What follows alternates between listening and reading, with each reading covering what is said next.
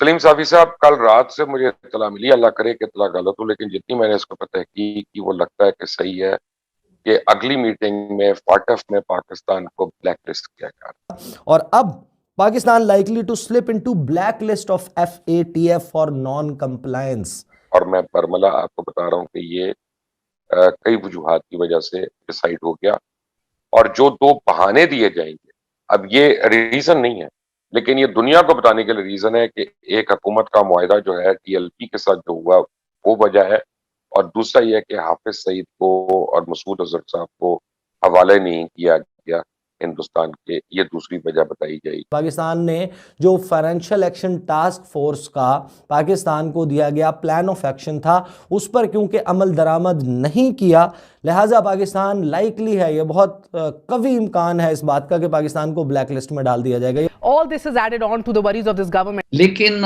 دو چیزیں اور ہیں کہ جس پہ کی وجہ سے یہ یقینی ہے، ایک میڈیا فریڈم اور دوسرا جو مسنگ پرسنز۔ تو ناراضگی تو بالکل ہے وہاں۔ تو جب ان حالات میں پرائم منسٹر رشیا جا رہے ہیں تو اس سے امریکہ اور اس کے اتحادیوں کا غصہ اور بڑھے گا۔ آنے والے دن کیسے ہوں گے؟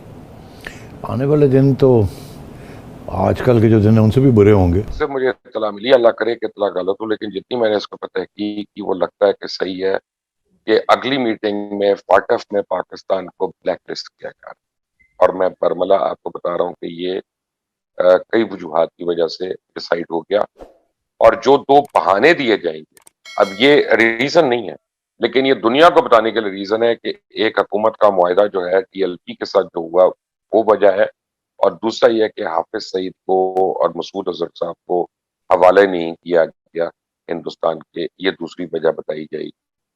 آپ کے پاس اس ضمن میں کوئی اطلاعات ہیں یا آپ کو بھی یہ پہلی بار یہ پتہ چل رہی ہے؟ مجھے کچھ پاسٹ کی جو ڈیولپمنٹ ہے اس حوالے سے اس کی اطلاع ہے، اور کچھ میں آپ کے ساتھ تجزیہ کر سکتا ہوں۔ البتہ امریکہ اور اس کے اتحادیوں سے مزید سختی کا امکان ہے۔ ایک تو ظاہری بات ہے کہ یہ حافظ سعید وغیرہ ان کے ڈیمانڈز تھے اور جو پاکستان پورا نہیں کر سکتا۔ دوسرا TLP کا جو معاہدہ ہے وہ ابھی تک پاکستانی قوم کے ساتھ بھی شیئر نہیں کیا گیا ہے، تو اس کے بارے میں بھی ویسٹ کے وہ ہیں۔ لیکن دو چیزیں اور ہیں کہ جس پہ کی وجہ سے یہ یقینی ہے، اور مثلا اس سے پہلے گرے لسٹ میں رکھنے کے لیے جو جواز بنایا جاتا تھا، ایک میڈیا فریڈم تھا، کیونکہ جو ویسٹرن کنٹریز تھے وہ اس حکومت میں پاکستان کے میڈیا فریڈم کے حوالے سے مطمئن نہیں تھے۔ اب اس سال میں میڈیا کے ساتھ اور زیادتیاں ہوئی، اور اسی طرح دوسرا مسئلہ جو ان کا ہے اور جس کو وہ ایکسکیوز بناتے ہیں، اب ایکچولی ان کا کیا ہے کیا نہیں ہے، لیکن ایک میڈیا فریڈم، اب اس میں پاکستان کا گراف عمران خان کی حکومت میں تو ظاہری بات ہے پچھلے 2 سالوں میں بھی بہت خراب ہو گیا تھا، اور اس سال میں تو انہوں نے بالکل میڈیا کے ساتھ جنگ شروع کر دی ہے۔ اور دوسرا جو مسنگ پرسنز کا یا ہیومن رائٹس وائلیشن کا، اور بالخصوص اقلیتوں کے ساتھ جو واقعات ہو رہی ہیں، وہ واقعات بھی اس دوران بڑی ہیں، کم نہیں ہوئی ہے۔ اور تیسرا ایک جو بڑا میں کہتا ہوں کہ ظاہری بات ہے یہ تو ایکسکیوزز ہوتے ہیں، بہانے ہوتے ہیں، اصل چیز تو وہی ہے کہ گروپنگ، اب آپ امریکہ کے کیمپ میں ہیں یا نہیں ہیں۔ تو امریکہ پہلے سے پاکستان سے لا تعلق ہو چکا ہے، چائنا کے ساتھ اس کی جنگ گرم ہو گئی ہے، اسی کنٹیکسٹ میں وہ انڈیا کا اسٹریٹجک پارٹنر بن چکا ہے، اور میرے خیال میں ابھی جو رشیا کا اس وقت یوکرین کے معاملے پہ رشیا کا تناؤ بھی ہے ویسٹ کے ساتھ، تو جب ان حالات میں پرائم منسٹر رشیا جا رہے ہیں تو اس سے امریکہ اور اس کے اتحادیوں کا غصہ اور بڑھے گا۔ تو اس تجزیے کی بنیاد پہ مجھے آپ کی اطلاع میں کچھ وزن نظر آتا ہے کہ ہو سکتا ہے کہ ایسا ہو جائے۔ اور انڈین لابی کتنی سٹرونگ ہے، آپ اس بات کا اندازہ لگائیں کہ انڈیا کے فارن منسٹر جو سبرامنیم جے شنکر ہے، وہ ببانگ دہل علل اعلان اس بات کا اعتراف کرتے ہیں کہ انہوں نے پولیٹیسائز کیا ہوا ہے فائنینشیل ایکشن ٹاسک فورس کو.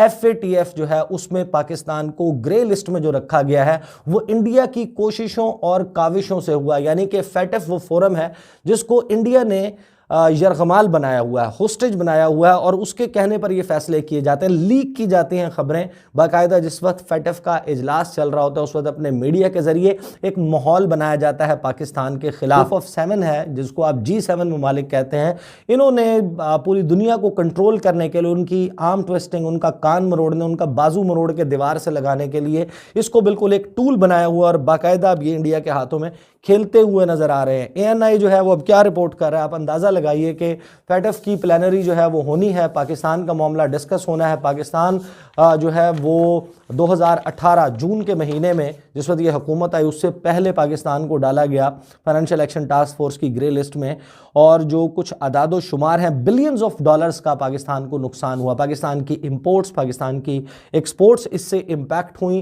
پاکستان کو بہت شدید جو ہے وہ پاکستان کی اکانومی کو اس کی وجہ سے لاس پہنچا, اور اب Pakistan likely to slip into black list of FATF for non compliance. یہ رپورٹ کر رہا ہے ANI.